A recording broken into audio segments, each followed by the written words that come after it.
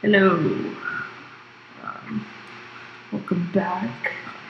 I just spent this whole time trying to figure out how to link up Pro Tools to OBS so I could stream. I wanted to do a lot of things in Pro Tools today, but it didn't work because it didn't have the same preferences, or I didn't have something wrong with the I/O or something, or I didn't have something wrong with the I/O or something. So, anyways, today I wanted to talk a lot of technique stuff. I was thinking Monday could be run-throughs again. Wednesday I actually work on something. Wednesday and Friday could be like actual mixing. Friday could be like, which is why I wanted to do it on Pro Tools, because I think Pro Tools makes a lot more sense in terms of mixing. It makes a lot more sense in terms of mixing. And the reason is, in Ableton, you can't do things as like precise as Pro Tools, in the sense of things like this, where Ableton like automatically gives you a stereo track. Like there's a left and a right, even though that my mic is coming in mono, it's still showing up. It looks mono, but it's still showing up as stereo, because there's those two lines instead of one, and it would make more sense if having one line instead of one.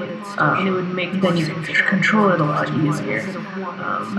But yeah, you can just control it a lot easier. Sometimes I know when I import stems that are mono, or I record audio, it turns it into mono, or I record audio. But in terms of mixing, you just have a lot more control with, in terms of mixing, Pro Tools, because you can make stereo tracks turn into mono tracks, you can take two mono tracks, put it into stereo, stuff like that. Also, Ableton two meter tracks, put it into stereo, stuff on this side. Also, you have to flip back and forth to see the actual. You have to flip back and forth to see the actual. To check where you are.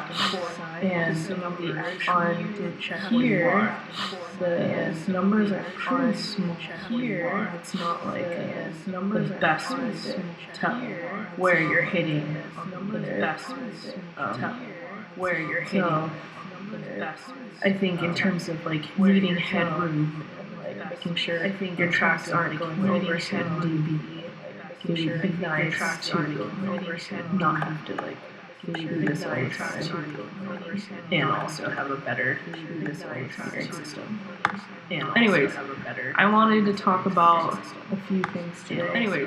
I want to talk about things that I think helped me the most during mixing. Things that I think helped me. That being dithering, phase, mid-side, that side chaining, the art of mixing, I think side chaining.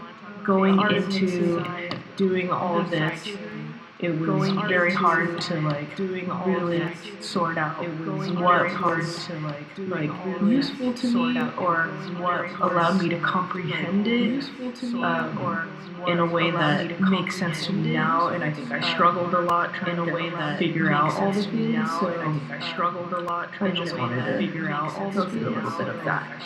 So first, I wanted to go through dithering, which you can see on a lot of limiters. Let me pull up an L2. Dithering, which limiters right here. Dither, type 1, type 2, none. So dithering goes for also image capture, right here, not just audio. And the idea is, so dithering goes for also, the idea is not just audio. So this is the idea when you're going from a higher resolution, either image or audio file, and then you're trying to compress it, or like convert it into a smaller bit file, either image or audio file. Is the same for both audio and imaging, where you like have to take out a ton of information, and that you can actually hear that in your audio, and you can also see that in images. So what dithering does is because that noise takes up the whole frequency spectrum, it introduces noise to that lower resolution, so it can like kind of smooth out. It introduces noise the way that lower resolution, so it can like smooth out. It introduces noise. So adding noise would make it more curved rather than just like very. Yeah. So adding noise would make it more curved rather than just like. Seeing dithering image makes it a little bit more understandable. Seeing dithering image makes it, yeah. This is a bunch of different kind of dithering options. You have a high quality image and you're processing it. This is a bunch of different rate, lower resolution, and there's ways that you can scatter the actual data to create a seemingly like preserving the qualities that you can scatter the actual so usually dithering is happening on the mastering side.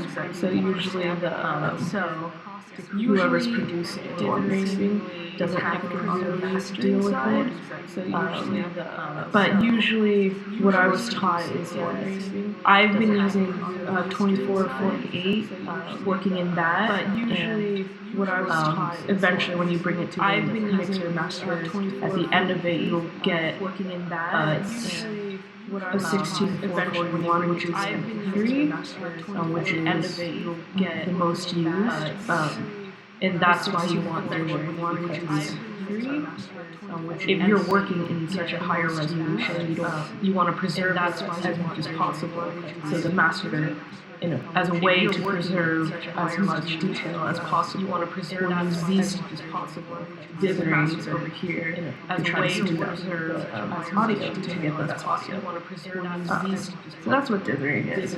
You also in live have it over here. So that's what dithering is. You also in live have it over here. When you're trying to export it and you're not giving it to anybody else, you usually just want to make a bounce. When you're trying to export it, there's in here where you can choose what kind of file, 24 or 16. So if I'm working 24 right now, there's in here where you can choose what kind of file, 24 or 16. So if I'm working 24, if I wanted to go to 16, then I would use dithering just so if I wanted to go to if I'm giving it to anyone to just listen to, or if I'm bringing it in the car or anything, then it'll be a little better instead of just like a little distorted. If I'm giving it to anyone to just listen to, or if I'm bringing it in the car. Learning that really helped me, even though it's like still pretty hard for me to explain. I think I get the general concept of it. Learning that really helped me, even though it's like still pretty hard for me to explain. The next thing that really helped me is phasing. Even though it's like still pretty phasing. The next thing when you have really helped me is any audio wave, and what you put on top of it affects all the other layers. So in the terms of like if you're singing, you put on top of it, you want to do a stereo image, affects two mic other layers. So to create the terms of like if you're left and singing, you put on top of it, you want to do a stereo. Usually you want to measure from where the sound source is to the mics and making sure they have the right distance. You see this a lot when people are micing drums, where you will see that depending on where the mics are set up, you see this a lot. The person will measure from the middle of the snare to the mics, depending on where the mics are set up, is to reduce phase measure issues. Middle of the snare. That's because if you're recording the same sound source and you have two mics and one of them is a little bit farther or at a different distance as the other one, it will still be intaking a very similar like audio wavelength, but it will look a little different because of the distance. Because any slight move to the microphone, audio wave changes the EQ and the wave, what that wave actually looks like. So in that sense, if you're having two and they're slightly off of each other, like right here, what that wave actually, even if it's this like the same source, they can cancel. If you're having two and they're slightly off of each other. So what phasing is when you have how the even waves react to each other. If you have a given audio file and you just duplicate it, completely the same underneath. Those two waves are exactly the same on top of each other, and it actually will double duplicate it. And it's complete opposite when it's off of it. Let me see if I can try. And it actually will double duplicate it. And it's complete opposite when it's off of it. Try to actually emulate that. Let's see. See if I have any songs. There we go. This is a demo that I was working on with Jetzel. I don't know if it's coming out or not, but as an example.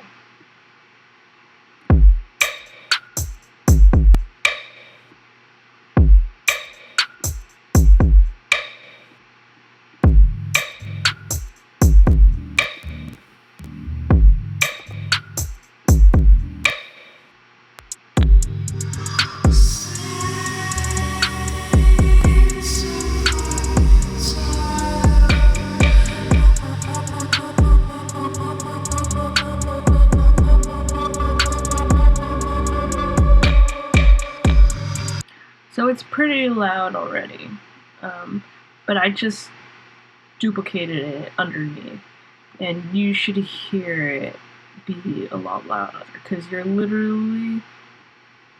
are literally stacking the waves exactly.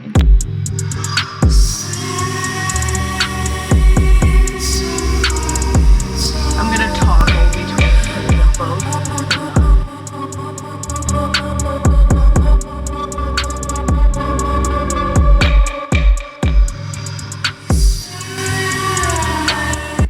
It's like a huge difference. I'm gonna try to phase them since they're not just like a sine wave. It might be a little hard. So if I put the waves opposite, so this is like emulating if you have two different mics at the same sound source, and one is just a little bit delayed because it's a little farther, so it's taking a little bit of a longer time for the sound to go to the mic than it is to the other mic, then stuff like this can happen.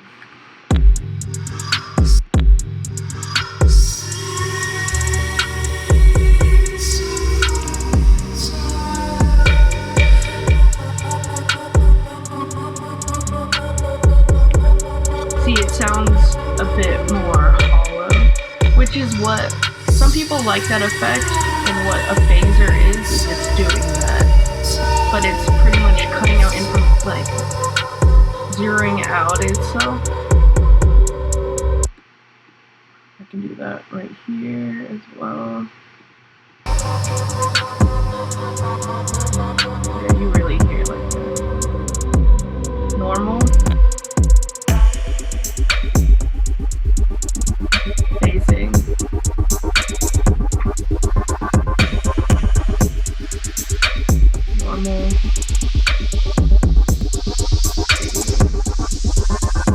And the reason why this isn't so important is because even if you're working like in MIDI and electronic music and stuff like that, it's really good to know because a lot of times this issue happens with bass. And if you're trying to get the biggest bass possible, but you're like adding more and more bass information and you're like, why is this not like huge? Because it should be huge. You're putting all these basses together, and it's still not like when you put it in the car, it's still not hitting as hard as it should be or shaking the car.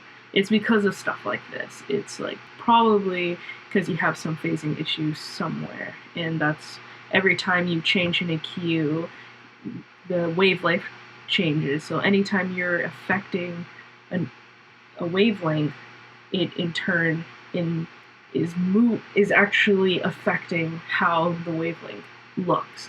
So with bass, that's why cutting out the sub frequencies or all the frequencies that are like compiling on top of each other, it's good to just clean that out so that you can have the biggest bass possible, which seems kind of counterintuitive in terms of like, oh, don't you want a lot more information for a bigger thing?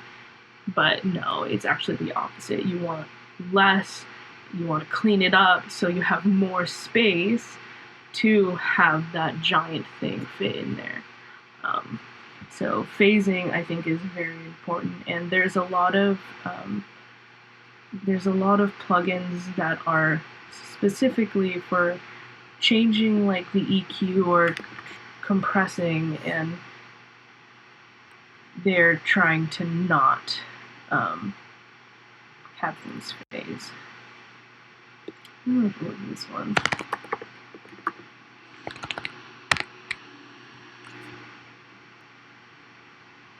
Oh, I'll just look at it later, but yeah, they're specific things for that. Continuing on, there's something called the next thing is mid-side EQ. This is also a microphone technique. So, mid-side recording is when you take one cardio mic, like say that I'm recording my voice and I want one like mic to me, but I also want a stereo, so it sounds like more of a full room and like more of a larger stereo image. But I don't want to do an XY pattern, or I don't want to just do pairs.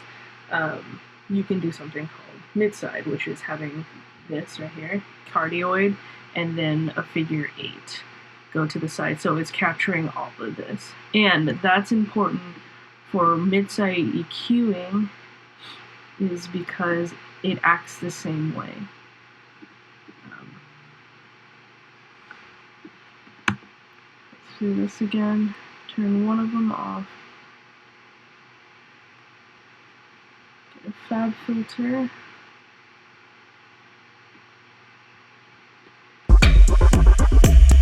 So, usually when you're putting an EQ in, they have different ways you can affect the EQ. Right now it's left and right, which is just the stereo image of the left ear and the right ear, and how you affect that. But then there's mid-side, in which what you hear in the middle versus the side, you can change separately. So that helps in terms of like if you have a synth and it has a lot of low end and you really like that low end, but that you have also this sub bass going through, and those two are competing with each other to find space to actually poke through in the mix. Then maybe you want to do mid-side, where you cut the middle like the middle area of the EQ for the synth, but still have the low-end information in the side. So there's just a lot more room for the sub.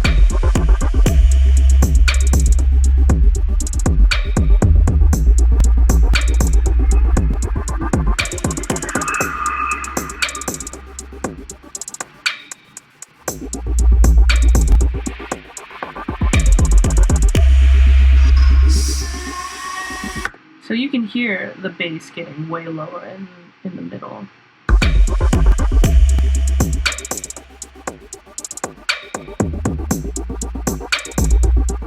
But what if I want to boost the bass in the sides? Then I could go like this.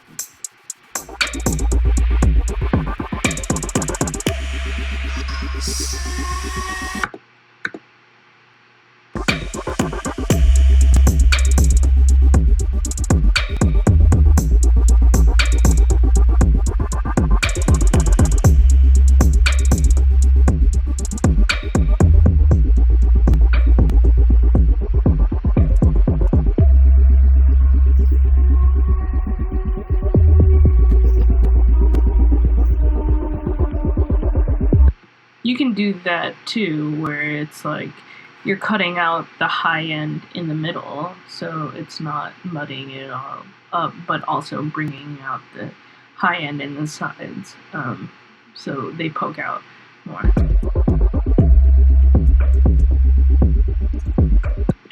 I find it very helpful, just like how I find playing with this stereo spread helpful.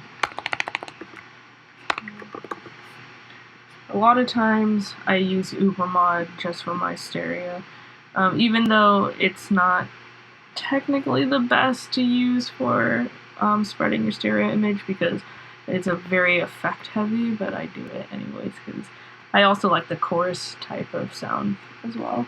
So if I want to create more room, just like the idea of mid-side, but just like literally taking what the information is and playing with how it fits within the room of the mix, then I will spread it.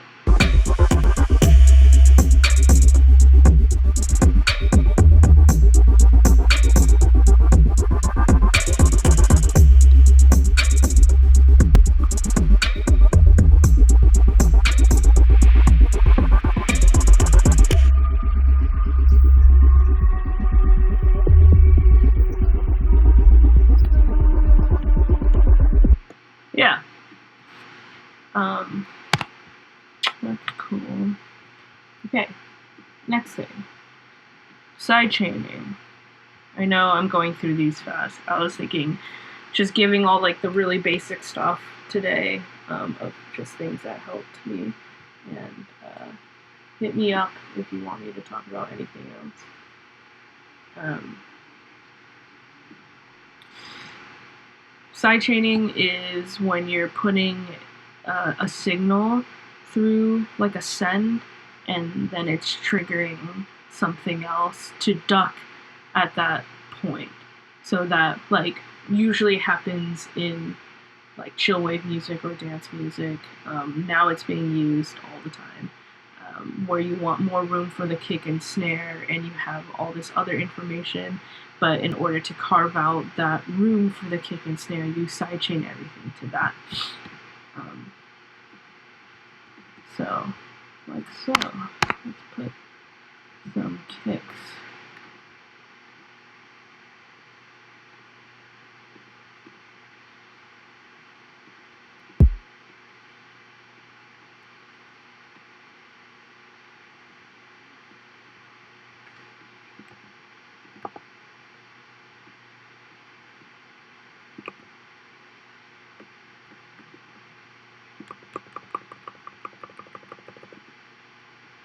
Okay, so I have this kick drum right here, and I want this whole audio file to drop down to make room for this kick when the kick is played. This is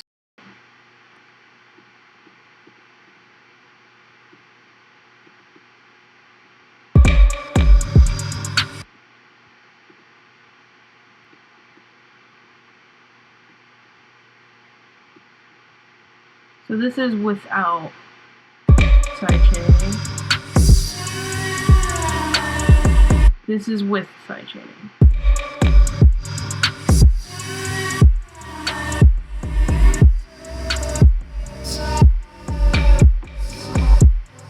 You hear it all the time. Very easy concept. You can do it in any DAW, and it works great. So that's sidechaining. I only have two more things that I want to touch on. There's this guy who created all these videos and books called The Art of Mixing, and the way he explains it is very visual, and I really like how it's very accessible to understand, like when you're within a mix, to think about where you are and also see how you can change certain things to create what you want. And I really like this graph because it kind of shows you what's going on. This is like a room, this is your stereo image, and if you want something over here, you just go through these like this, use it as a graph, where if you want it more back, you reduce the volume. If you want it more in your face, you increase the volume. If you want it to the left, more to the right, and if you want it more above your head, in the highs of the room, you boost the highs for more presence, or if you want it more lower in the room, go into the low, which is the same idea that I've said in every single one of these Twitch things. You can visualize it in the same way as this, where when the elevation goes up, it takes the audio and pitches it up a little bit more, or puts more high end. Same when it goes down. It's the same idea as the Doppler effect. You can create the width, and this is the panning. If it goes back here, it makes it a little bit slightly the volume lower. So it's like he makes these visual graphics that are just like really wild. I think it was from the 90s or something, but it really helps in terms of like where you can visually see in the space, in your stereo field, how much space something should take up, how to like really think about it in a really mindful way, to like really listen to what you're doing and service the music, instead of just adding a ton of reverb to everything, which I still do, but more mindfully, I guess. Yeah, so I would heavily check that out, Art of Mixing. And then the last thing I wanted to touch on is Headroom. I think this thing literally blew my mind when I heard it, and I wish I was told a lot earlier about Headroom, and how when you are creating music, you need to make sure you're not just blasting it. All the channels shouldn't be hitting all the way to 0, because then you're putting all this giant information into a small space, and then you're just like crushing it together. And that's why I think what differentiates between like something where a mix that you can hear everything and all the elements, versus a mix where you can tell the person is just trying to cram all these things in. And I think the easiest way to solve that problem is with Headroom. And what also is really cool about Headroom is that if you're putting all your tracks at a lower volume and giving it like -10 dB of headroom from 0, so it's like hitting right here instead of all the way up here.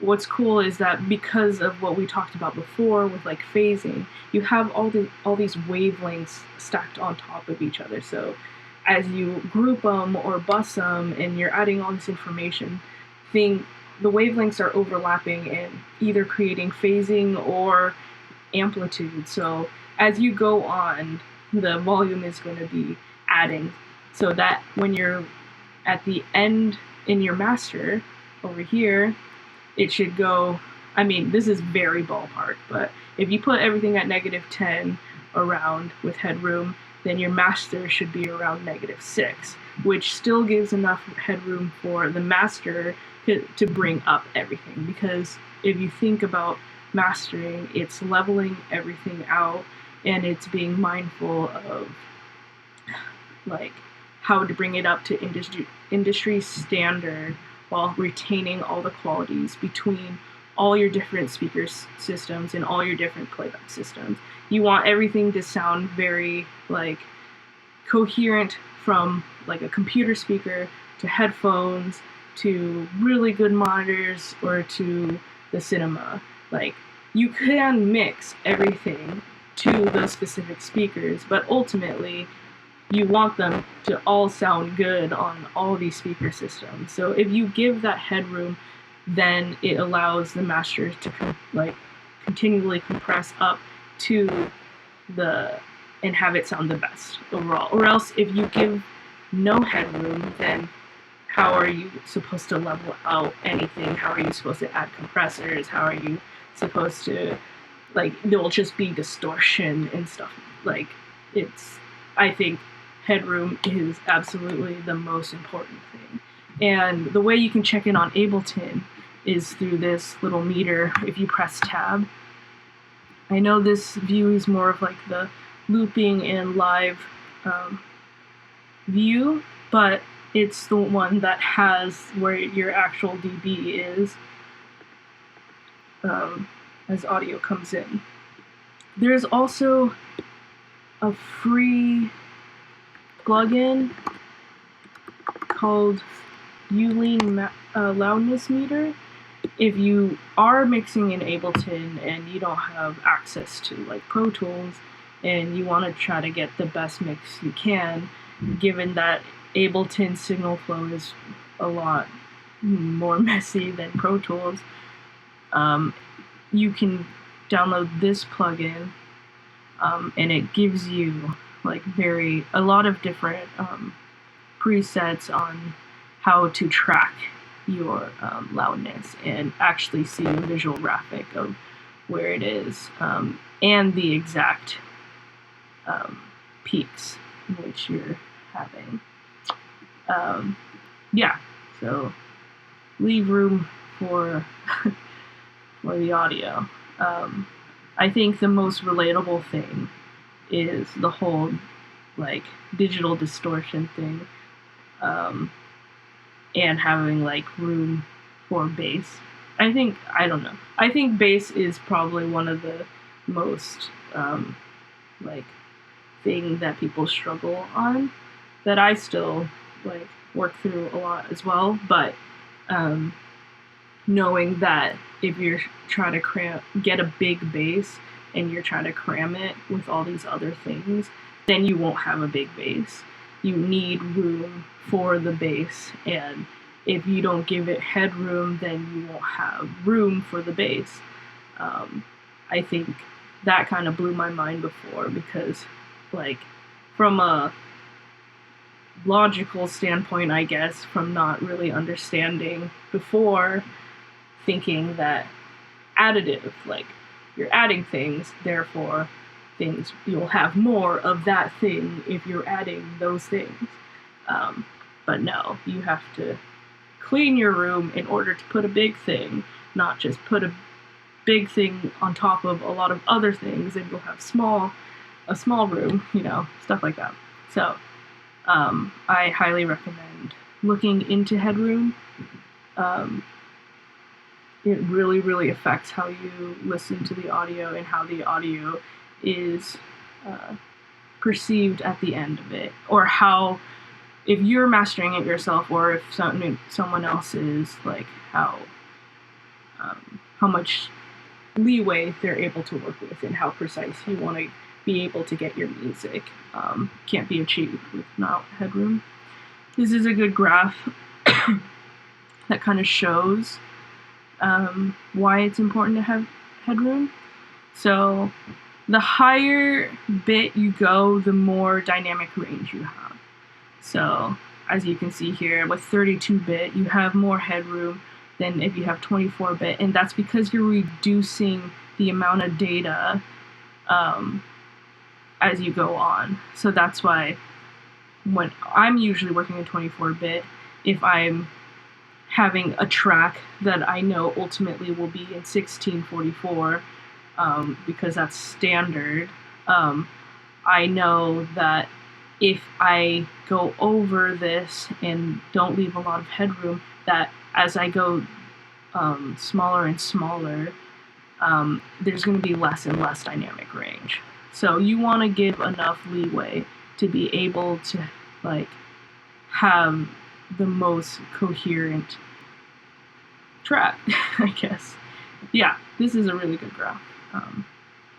So I hope that helps in any way. I just wanted to keep this one short because technical talk is very dense, and hopefully I can get into some more intense stuff later. But yeah, if I figure out how to do Pro Tools, we'll do that on next Friday. But yeah, come back on Monday and I'm gonna go through more of my solo tracks that I need to finish, but I think sound really good. So thanks for coming, and see ya.